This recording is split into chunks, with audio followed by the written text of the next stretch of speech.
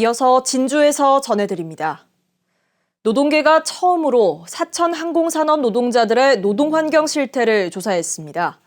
일하다 다쳐도 제대로 치료받기가 어렵고 한 달에 160시간 넘게 일해도 300만 원도 벌지 못하는 것으로 드러났습니다. 김효경 기자입니다. 12년째 사천 항공산업단지에 항공 부품 표면 처리업체에 다니고 있는 49살 김정훈 씨. 지난 5월 일하다 무릎을 다쳐 수술을 받았는데도 아직 계단을 오르내리기가 힘듭니다. 회사로부터 산재 처리를 받지 못해 후유증 치료를 받지 못한 탓입니다. 회사가 제공한 것은 2주 공상 처리와 석 달 무급휴직. 치료비와 생계비도 직접 마련해야 했습니다. 퇴임하면 안 된다. 산재 신청해도 안 될 거다. 그런 식으로 또 생활을 해야 돼서 그래서 제가 한 달 정도 일찍 회사에 출근했어요. 지난해부터 사천 항공산단에서 일하기 시작한 41살 김민재 씨. 주 52시간제는 지켜지지 않았고 정해진 근무 일정도 없다고 말합니다.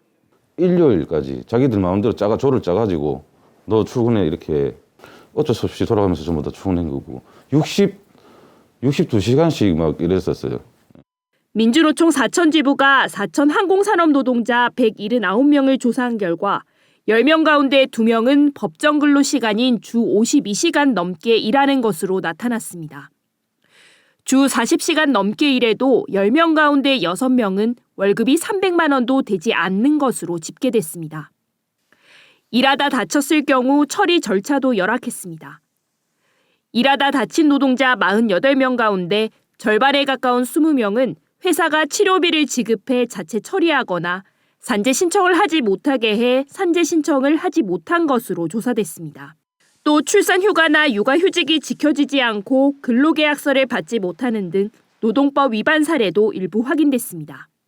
노동부를 통해서 이쪽 항공산단을 대상으로 특표 근로감독을 요청을 해서 최소한의 법에서 정하고 있는 기준들은 지켜질 수 있도록 노동계는 사천시와 협의해 생활임금 기준을 정하는 등 항공 노동자의 임금을 보장하는 방법도 추진할 계획입니다. KBS 뉴스 김효경입니다. 오늘 오후 4시 5분쯤 남해군 이동면에서 내리막길을 달리던 승용차가 용문사 계곡 쪽 30m 아래로 추락했습니다. 이 사고로 차에 타고 있던 5명 가운데 2명이 심정지 상태로 병원에 옮겨졌고 3명도 크게 다쳐 병원에서 치료를 받고 있습니다. 경찰은 정확한 사고 경위를 조사하고 있습니다.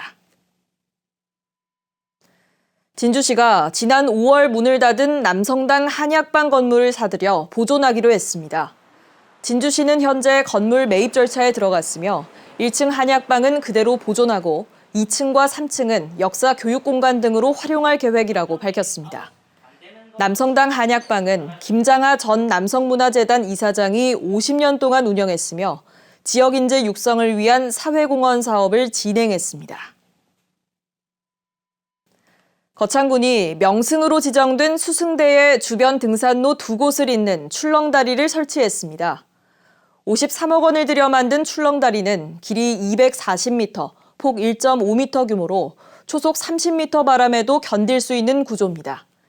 이용 시간은 오전 10시부터 오후 4시 50분까지이며 매주 월요일은 휴장합니다.